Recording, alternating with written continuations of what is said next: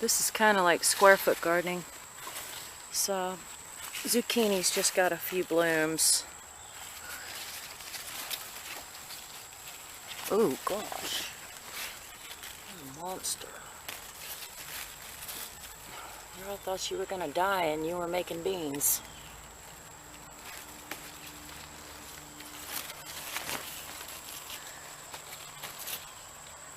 You know, they say the more you pick them, the more they grow, but I sure made a mistake there.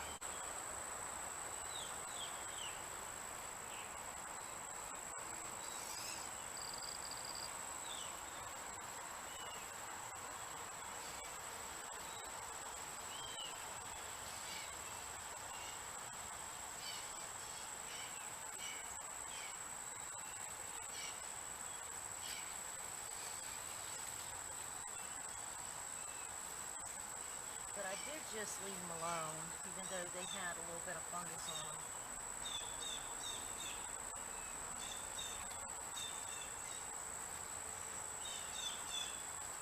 And I'll just cut these up in a salad, really.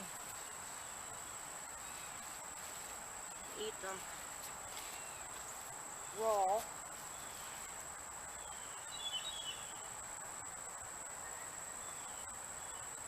Looks like the ants like them.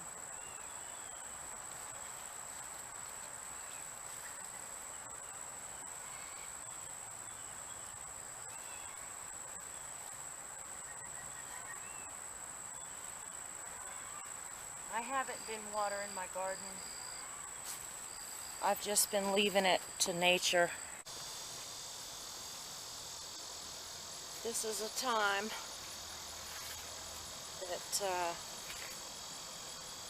a time that you obviously need shoes, like my friends over at Homesteading the Hard Way say.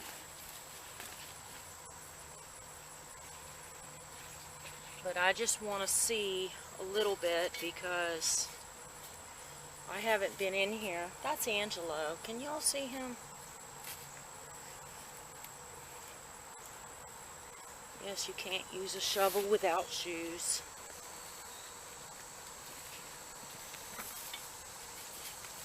I mean, I'm probably wasting my time because I'm thinking that these red roots are where potatoes would be.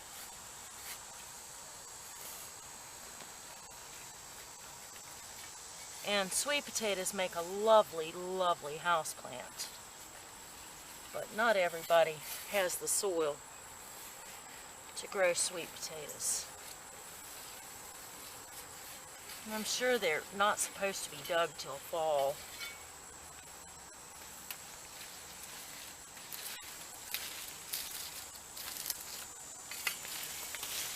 Oh. Well, there I was making a sweet potato.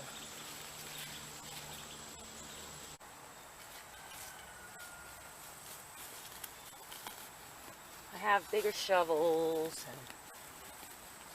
and everything else.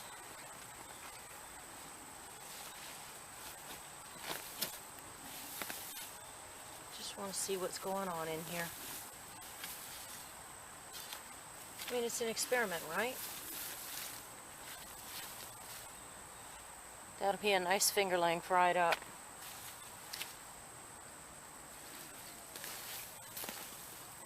It's the original plant.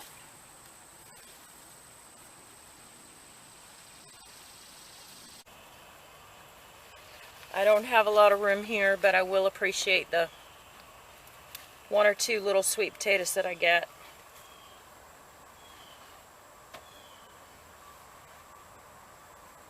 I've been waiting for rain, but I guess it's okay to dig them up before the rain.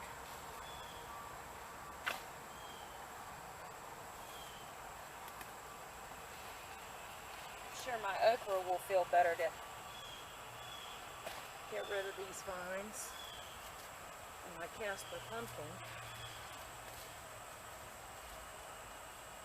It's definitely a wilderness out here. Now this one's been planted longer. So they would have kept growing. They're pretty. These are going to make a nice little accompaniment to a salad or a roast. I tell you what, some things will make a liar out of you, won't they? But look how hard and dry my dirt is. So, I mean, they didn't have a chance. Really. I'll possibly plant that in a flower pot. That's where I usually grow my sweet potatoes. Beautiful foliage.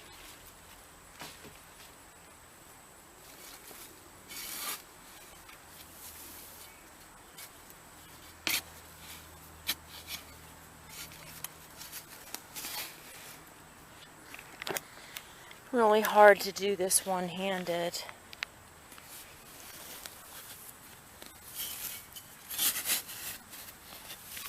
Like I said, I don't know where my tripod is at this moment. Hard dirt.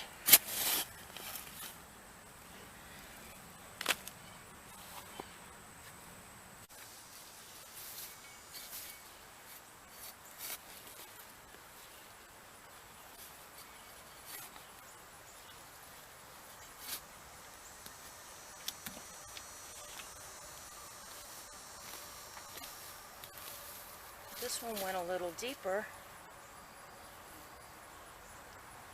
Some fingerlings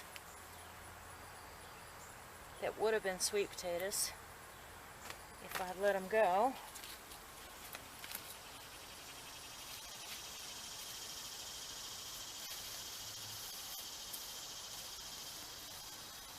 Most of this garden I do, when I work it, I do it by hand, so it's just a matter of using a little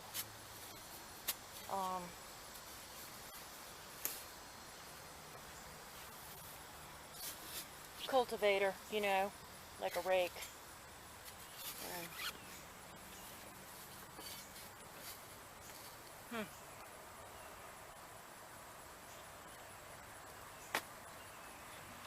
So it's not worked a whole lot.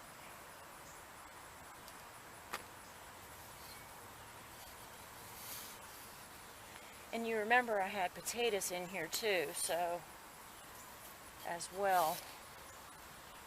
So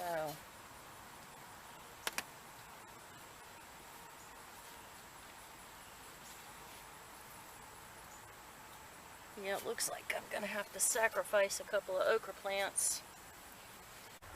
Maybe. That one's kind of close. This one's broken.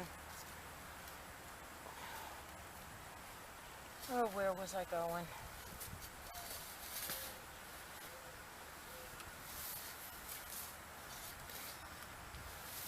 I see a couple of potatoes coming back.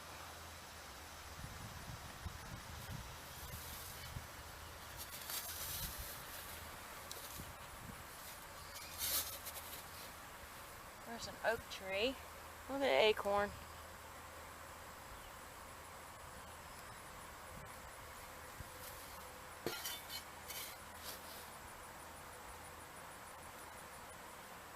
Sweet potato.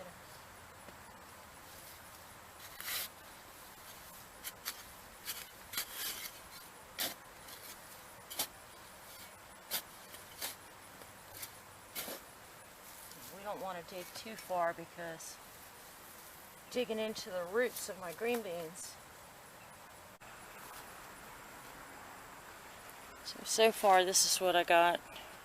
And it's not time to dig them. It's too early.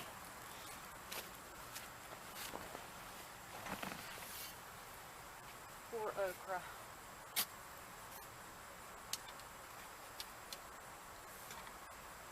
And these were from tomatoes that I planted in here that didn't make it. I wish I did know. I heard people talking about cooking sweet potato vines.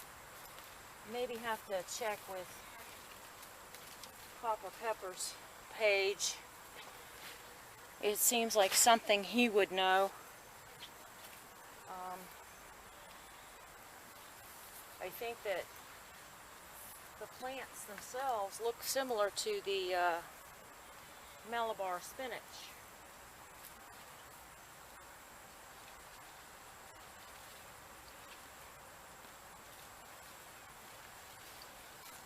Now these back here that I'm pulling up, these are the Bonnie Plant Farm sweet potato vines. And as you see, they're going all over everywhere. But they haven't had a chance to develop anything on the roots.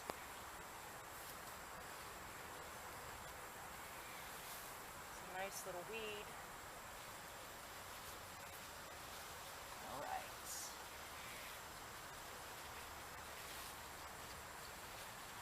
This is Casper or canary melon, possibly canary melon.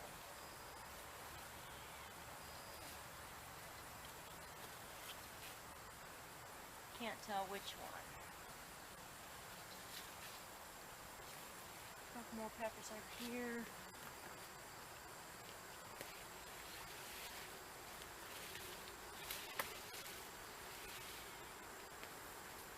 Sweet potato plants, sweet potato plants, sweet potato plants.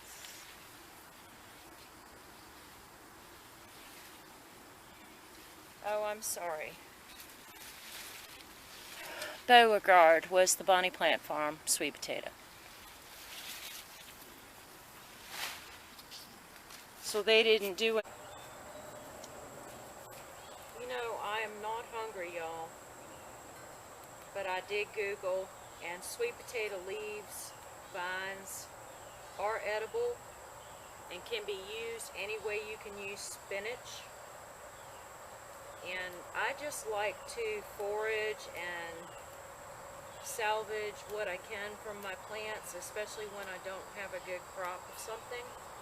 That's why I use the radish pods and the radish seeds. And these sweet potato leaves, I'll wash them real good and I'll blanch them and stir fry them. I'll slice up the roots, wash the roots, and make a little pan fry. And I'll feel like I have salvaged something from the plant that it gave me, even though I didn't really make a crop. So it's not that hard. I just am rinsing these off and taking the green ones. If they have bugs, I'll leave them, but wash them off just like you would, you know, collard greens, mustard greens, or anything else. I did taste one, so I probably got green teeth. But they don't taste like much, but I'm going to pick them off and use the leaves and make a nice little, anything I guess you could use pokeweed or spinach for, you could use these sweet potato leaves for. And I just Googled it, so you can do that as well. I'm sure that there's some nutritional value in them.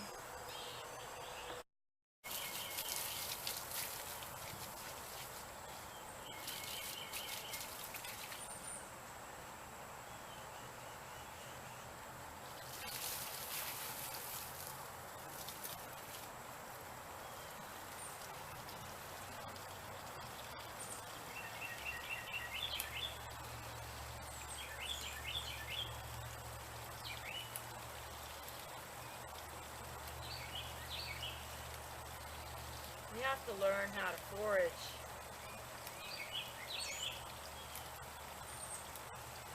There are ways to feed yourself that people don't think of. We're such a throwaway society.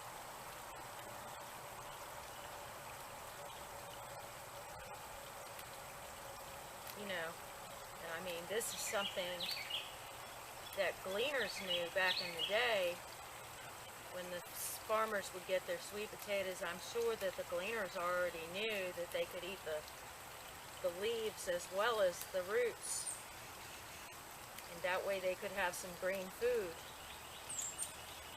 And I mean, how did people find out what foods they could eat and what foods they couldn't eat?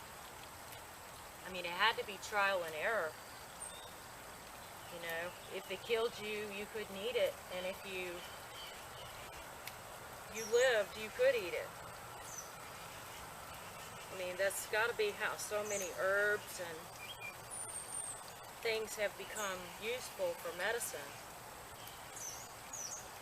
But I did read that the larger leaves that are really, really green are more bitter. But anything that you cook like a green can be, the bitterness can be neutralized by some fats and a little pinch of sugar.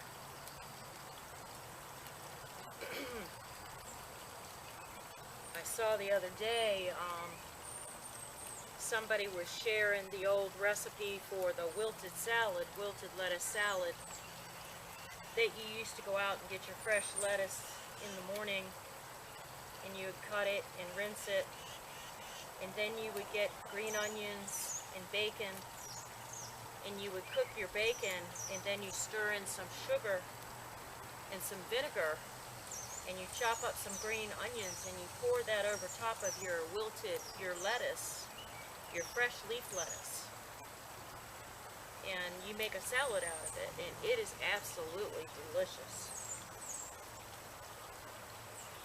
That's just something that people don't even think of or make nowadays, because everybody buys their lettuce in a bag. I do it myself. It's already washed for you. Someone says they washed it for you, and someone says it's been sanitized and that you can just open the bag and pour it in your bowl and eat it. But you know, what would we do if we didn't have that?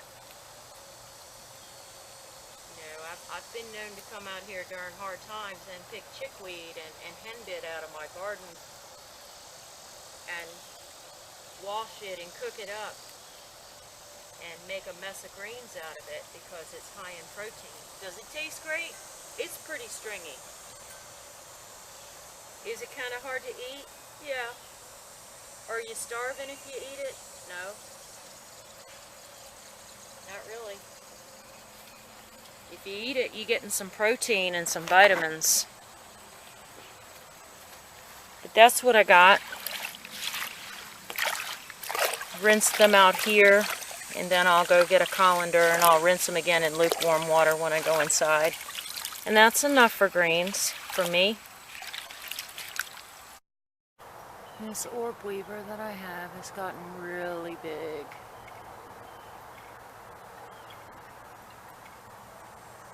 She is huge.